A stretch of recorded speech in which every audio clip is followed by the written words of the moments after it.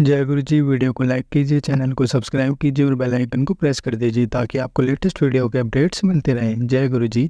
आज मैं हम सबके साथ जो सत्संग शेयर करूंगा वो कंवरलाल अंकल जी का है और अंकल जी दिल्ली से हैं। चलिए आज का ये सत्संग हम अंकल जी की जुबानी हम सब सुनते हैं। बहुत ही अच्छा सत्संग शेयर करा है अंकल जी ने। जैसा अंकल जी ने सत्संग हमारे से शेयर करा है वैसा ही आप सबके साथ इस सत्संग के माध्यम से आज मैं साझा करूँगा। इसलिए आप सब संगत सत्संग के अंत तक बने रहना और सत्संग को बहुत ध्यान से सुनना और सत्संग को बीच में ना छोड़ें, क्योंकि सत्संग सुनने वाले का भी कल्याण होता है और सत्संग करने वाले का भी। और हो सकता है जो आप आज सत्संग सुने उससे आपको अपने कई सवालों के जवाब मिल जाएं। चलिए सत्संग शुरू करते हैं। जय गुरु जी। 1998 में लाल परिवार का सब कुछ बदल गया। दिल्ली छावनी क्षेत्र में उनके बड़े पुत्र की दुर्घटना में मौत हो गई थी। वो श्री कंवरलाल की पत्नी इस मानसिक अध्याज से बहुत विचलित हो गई। फिर परिवार के एक मित्र श्री प्रेम सिंह सिंगापुर में भारत के भूतपूर्व राजदूत अचानक एक दिन उन्हें मिले। स्वाभाविक रूप से उन्होंने परिवार के बारे में पूछा तो उन्हें इस अनहोनी घटना की सूचना भी दी। लाल परिवार को अनिभिष्ट प्रेम सिंह गुरुजी के अनुयायी थे और उन्होंने उन्हें गुरुजी से मिलने की सलाह दी। कंवर एम्पायर स्टेट में एक दिन सुबह पहुंचे और उन्होंने राजदूत का परिचय पत्र दिखाकर गुरुजी से मिलने की इच्छा व्यक्त करी। द्वार पर ही एक भक्त सुदामा ने उनको रोका और कहा कि यह गुरुजी से मिलने का समय नहीं है और वह शाम को आए। कंवर ने पुण्य आग्रह कर सुदामा को वह कार्ड गुरुजी को दिखाने को कहा, पर सुदामा अप्रभावित रहे और व्यर्थित पिता को बोले कि गुरुजी की संगत शाम को होती है, उसमें अनेकों राजदूत आते हैं, अत्यंत वह भी शाम को ही आए। कंवर वापस चले गए और उन्होंने अपने मित्र से बात करी तो उन्होंने भी शाम को जाने को कहा। संध्या को कंवर को उनके मित्र प्रेम सिंह एम्पायर स्टेट के बाहर प्रतीक्षा करते हुए मिले और वह दोनों अंदर गए। गुरुजी ने कंवर को अपनी व्यथा व्यक्त करने का अवसर दिया। पत्नी के उपचार के लिए उन्होंने अभिमंत्रित ताम्र लोटे से जल ग्रहण करने को कहा। फिर जैसा सदा होता आया है वह जल ग्रहण कर कंवर की पत्नी 15 दिन में ही स्वास्थ्य की राह पर चल पड़ी। उन्होंने रोना बंद कर दिया। उनका निमन रक्तचाप सामान्य हो गया और उन्हें स्वस्थ प्रतीत होने लगा। मई 2000 में परिवार ने गुरुजी के पास आना आरंभ कर दिया। परिवार कुछ दिनों के लिए मनाली गया था। जब वह वापस दिल्ली आए तो कंवर को पता लगा कि उन्हें स्थानांतरित कर नया कार्य सौंप दिया गया है। अब उन्हें अंतर्राष्ट्रीय विमान पतन छोड़कर 15 जुलाई से नई दिल्ली में सीमा शुल्क भवन में बैठना पड़ेगा।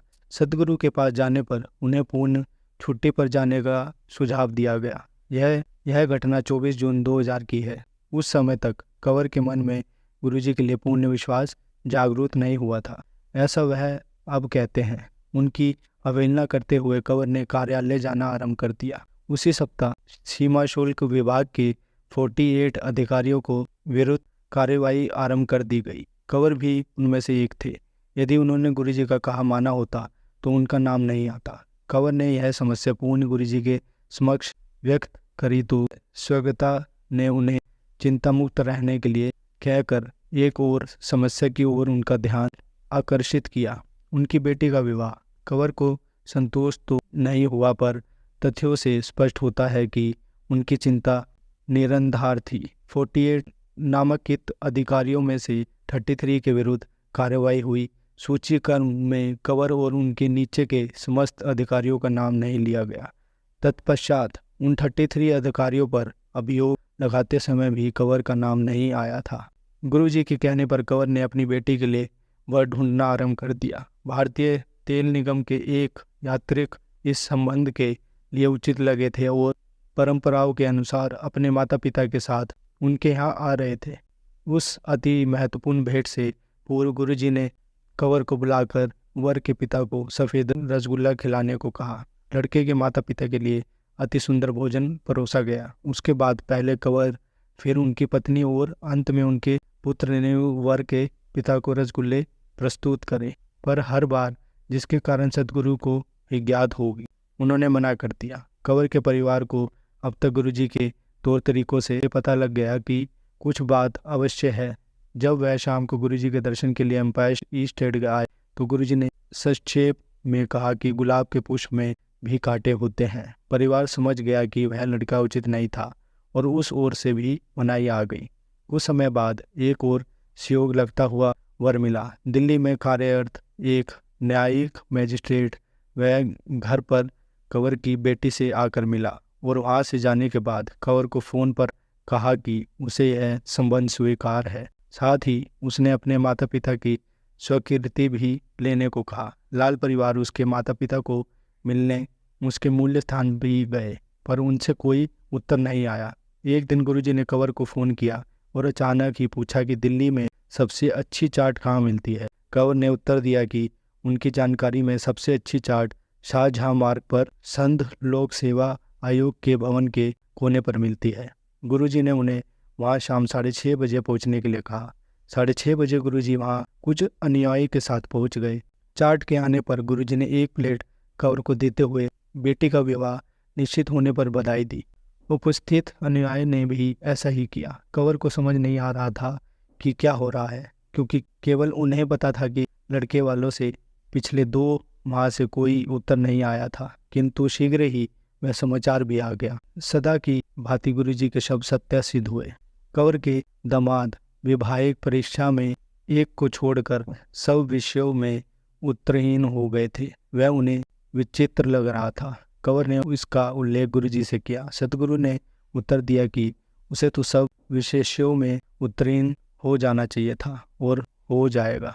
कंवर को लगा कि गुरुजी संभवतः किस की ओर संकेत कर रहे हैं जिसने उनके दामाद की उन्नति में बाधा डाली है। शीघ्र ही उच्च न्यायालय के न्यायाधीशों के पूरे समुदाय ने उनके दामाद की परीक्षा की समालोचना करी। उनकी कार्यशैली और वार्षिक गोपनीय रिपोर्टों के आधार पर उनके पक्ष में निर्णय लिया और उत्तीर्ण घोषित कर दिया। कंवर के पुत्र रोहित को गुड़गांव से बाहर सोना पलवल मार्ग पर स्थित एपीजी यांत्रिक महाविद्यालय में प्रवेश मिलने के बाद वहां के छात्रावास में स्थान नहीं मिल रहा था। अपने एक पुत्र को दुर्घटना में खोने के बाद कंवर उसे प्रतिदिन 65 किलोमीटर दूर की यात्रा कराने में हिचक रहे थे, पर गुरुजी ने आश्वासन दिया। फिर जैसे नीति थी, एक दिन जिस गाड़ी में वह यात्रा कर रहा था, एक ट्रक से दुर्घटनाग्रस्त हो गई। वाहन चालक एक आंख खो बैठा और अन्य सब छात्र भी घायल हुए, पर रोहित को जैसे गुरुजी की इच्छा थी एक खरोच भी नहीं आई। कंवर जब उस शाम को संगत में पहुंचे तो गुरुजी ने कहा कि उन्होंने उनके पुत्र की रक्षा करी थी। गुरुजी की कृपा उसके बाद भी उस पर बनी रही। वह अपने 3य वर्ष में प्रवेश नहीं पा रहा था, क्योंकि उसका प्रथम वर्ष के प्रथम सत्र का एक विषय शेष था। जब गुरुजी को इस बारे में पता लगा तो उन्होंने कहा कि उसे प्रवेश मिल जाएगा। फिर जैसे विधाता की इच्छा थी, एपीजी ने अपने नियम बदल दिए। अब यदि विद्यार्थी 20 में से 18 विषयों में उत्तीर्ण हो तो वह 3य वर्ष में प्रवेश कर सकते थे। इस प्रकार रोहित 3य वर्ष में प्रवेश कर सका। यह वास्तव में गुरुजी की कृपा ही थी, क्योंकि अगले वर्ष एपीजी ने पुराना नियम घोषित कर दिया। स्पष्ट है कि नियमों को सद्गुरु की अभिलाषा अनुसार बदलना पड़ा है। कंवर की सास की दिल्ली के सर गंगाराम चिकित्सालय में शल्य क्रिया होनी थी, क्योंकि उनके दाएं घुटने में बहुत पीड़ा थी, परंतु गुरुजी ने उसके लिए मना कर दिया। साथ ही यह निर्देश भी दिया कि उनको चिकित्सालय के आसपास भी नहीं ले जाना है। सद्गुरु ने पूर्ण अभिमंत्रित ताम्र लोटे का उपचार करवाया, जिससे चमत्कार हुआ। उनके घुटने की वेदना 1 माह में समाप्त हो गई और वह उससे पहले जैसे हिला डुला भी सकती थी। जय गुरुजी, शुक्राना गुरुजी। संगत जी, आज हम आपको विदेश और संहिता का 18वां अध्याय पढ़कर सुनाएंगे। बंधन और मोक्ष का विवेचन, शिव के भस्म धारण का रहस्य। ऋषि बोले, सर्वज्ञों में श्रेष्ठ सूत जी, बंधन और मोक्ष क्या है? कृपया हम पर कृपा कर हमें बताएं। सूत जी ने कहा, महर्षियों, मैं बंधन और मोक्ष के स्वरूप वह उपाय का वर्णन तुम्हारे लिए कर रहा हूँ। पृथ्वी के 8 बंधनों के कारण ही आत्मा की जीव संज्ञा है, अर्थात बंधनों में बंधा हुआ जीव बंध कहलाता है, और जो उन बंधनों से छूटा हुआ है उसे मुक्त कहते हैं। प्रकृति, बुद्धि, त्रिगुणी आत्मक अहंकार और 5 तमन्नाएं आदि 8 तत्वों को समूह से देह की उत्पत्ति हुई है। देह से कर्म होता है और फिर कर्म से नूतन देह की उत्पत्ति होती है। शरीर को स्थूल, सूक्ष्म और कारण के भेद से जानना चाहिए। स्थूल शरीर व्यापार कराने वाला, सूक्ष्म शरीर इंद्रिय भोग प्रदान करने वाला तथा शरीर को आत्मा आनंद की अनुभूति कराने वाला होता है। कर्मों के द्वारा ही जीव पाप और पुण्य भोगता है।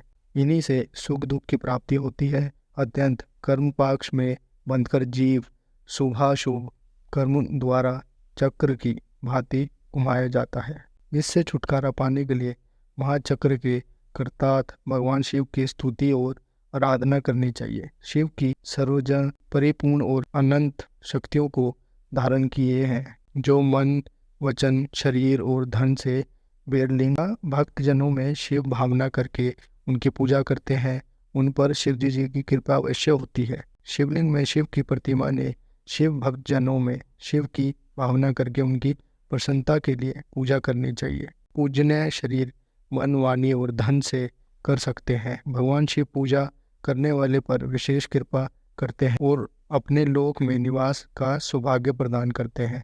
जब तमन्नाएं वश में हो जाती है, जब जीव जगदम्बा सहित शिव का सामप्रिय प्राप्त कर लेता है, भगवान का प्रसाद प्राप्त होने पर बुद्धि वश में हो जाती है। स्वर्गता और तृप्ति शिव के ऐश्वर्य है, इन्हें पाकर मनुष्य मुक्ति हो जाती है। इसलिए शिव का कृपा प्रसाद प्राप्त करने के लिए उन्हीं का पूजन करना चाहिए। शिव क्रिया, शिव तप, शिव मंत्र जाप, शिव ज्ञान और शिव ध्यान प्रतिदिन प्रातः से रात को सोते समय तक, जन्म से मृत्यु तक करना चाहिए। ये मंत्रों और विभिन्न पुष्पों से शिव की पूजा करनी चाहिए। ऐसा करने से भगवान शिव का लोक प्राप्त होता है। ऋषि बोले, उत्तम व्रत का पालन करने वाले सूर्य जी, शिवलिंग की पूजा कैसे करनी चाहिए, कृपया हमें बताएं। सूर्य जी ने कहा, ब्राह्मणों, सभी कामनाओं को पूर्ण करने वाले लिंग के स्वरूप का मैं तुमसे वर्णन कर रहा हूँ। सूक्ष्म लिंग निःशुल्क होता है और स्थूल लिंग शकल प्राशर मंत्र को स्थूल लिंग कहते हैं। दोनों ही लिंग साक्षात मोक्ष देने वाले हैं। प्रकृति एवं परोक्ष लिंग के रूप के बारे में एकमात्र भगवान शिव ही जानते हैं और कोई नहीं जानता। पृथ्वी पर 5 लिंग है, जिनका विवरण मैं तुम्हें सुनाता हूँ। पहला स्वभूग शिवलिंग, दूसरा बिंदुलिंग, तीसरा प्रतिष्ठ लिंग, चौथा चरलिंग और 5वां गुरुलिंग है। देवताओं की तपस्या को युक्त हो उनके समीप प्रकट होने के लिए पृथ्वी के अंतर्गत बीज रूप में व्याप्त हुए भगवान शिव वृक्षों के अंकुर की भांति भूमि को भेद कर नादलिंग के रूप में व्यक्त हो जाते हैं। सपत प्रकट होने के कारण ही इसका नाम स्वयं भूलिंग है। इसकी आराधना करने से ज्ञान की विद्या होती है। सोना चांदी भूमि वेदी पर हाथ से प्रणव मंत्र लिखकर भगवान शिव की प्रतिष्ठा और आह्वान करें तथा 16 उपचारों से उनकी पूजा करें। ऐसा करने से साधक को ऐश्वर्य की प्राप्ति होती है। देवता और ऋषियों ने आत्मसिद्धि के लिए पुरुष लिंग की स्थापना मंत्रों के उच्चारण द्वारा की है। यही प्रतिष्ठ लिंग कहलाता है। किसी ब्राह्मण अथवा राजा द्वारा मंत्र पूर्वक स्थापित किया गया लिंग ही प्रतिष्ठ लिंग कहलाता है, किंतु वह प्राकृत लिंग है। शक्तिशाली और नित्य होने वाला पुरुष लिंग तथा दुर्बल और अन्यतः होने वाला प्राकृतिक लिंग कहलाता है। लिंग नाभि, जीव, हृदय और मस्तक में विराजमान आध्यात्मिक लिंग को चरलिंग कहते हैं। पवित्र को पुरुष लिंग, बुटकल को विदान प्राप्त लिंग मानते हैं। पुरुष लिंग समस्त ऐश्वर्य को प्रदान करने वाला है। प्रकृत लिंग धन प्रदान करने वाला है। चरलिंग में सबसे प्रथम रसलिंग ब्राह्मणों को अभीष्ट वस्तु प्रदान करने वाला है। सूर्यलिंग वेश्यों को धन, ब्राह्मलिंग ऋषियों को राज्य, सुंदरलिंग सुंदरियों को महाशुद्धि प्रदान करने वाला है। बचपन, जवानी और बुढ़ापे में स्वैक्टिकमय लिंग शिवलिंग का पूजन स्त्रियों को समस्त भोग प्रदान करने वाला है। समस्त पूजा कर्म गुरु के सहयोग से करें। इष्ट देव का अभिषेक करने के पश्चात अग्नि के चावल की बनी खीर तथा निवेद अर्पण करें। निष्ठ मनुष्य को सूक्ष्म लिंग का पूजन विभूति के द्वारा करना चाहिए। विभूति लोकानुगणित, विद्युगणित और शिवाजनित 3 प्रकार की होती है। लोकाजनित अर्थात लौकिक भस्म को शुद्धि के लिए रखें। मिट्टी, लकड़ी और लोहे के पात्रों की धान्य, तितली, धान्य, तिल, वस्त्र आदि की भस्म से शुद्ध होती है। वेदों से जन्म भस्म को वैदिक कर्मों के अंत में धारण करना चाहिए। मूर्ति द्वारा शिव का मंत्र पढ़कर बेल की लकड़ी जलाएं। कपिला गाय के गोबर तथा शमी, पीपल, प्लाक्ष, बंड, अमलताश और बेर की लकड़ियों से अग्नि जलाएं। इसे शुद्ध भस्म माना जाता है। भगवान शिव ने अपने गले में विराजमान परपंच को जलाकर भस्म रूप से सारतम को ग्रहण किया है। उनके सारे अंग विभिन्न वस्तु सार रूप है। भगवान शिव ने अपने माथे के तिलक में ब्रह्मा, विष्णु और रुद्र के रात्यम को धारण किया है। सजल भस्म को धारण करके शिवजी जी की पूजा करने से सारा फल मिलता है। शिव मंत्र से भस्म धारण कर श्रेष्ठ अश्मी होता है। शिव की पूजा आचरण करने वाले को अपित्ता और सूतक नहीं लगता। गुरु शिष्य के राजस, तामस और तमोगुण का नाश कर शिव का भोग कराता है। ऐसे गुरु के हाथ से भस्म धारण करनी चाहिए। जन्म और मरण सब भगवान शिव ने ही बनाया है। जो उन्हें उनकी सेवा में ही अर्पित कर देता है वह बंधनों से मुक्त हो जाता है। स्थूल, सूक्ष्म और कारण को वश में कर लेने से मोक्ष प्राप्त होता है। जो शिव की पूजा में तत्पर हो, मौन रहे, सत्य तथा गुणों से युक्त हो, क्रिया जाप तप करता रहे, उसे दिव्य ऐश्वर्य की प्राप्ति होती है तथा ज्ञान का उदय होता है। शिव भक्त यथा योग्य क्रिया एवं अनुष्ठान करे तथा धन का उपयोग कर शिव स्थान में निवास करे। भगवान शिव के महात्मा का सभी के सामने प्रचार करें। शिव मंत्र के रहस्यों को उनके अलावा कोई नहीं जानता है, इसलिए शिवलिंग का नित्य पूजन करें। संगत जी, कल के सत्संग में हम आपको 19वां अध्याय पढ़कर सुनाएंगे। जय गुरु जी, शुक्राना गुरु जी।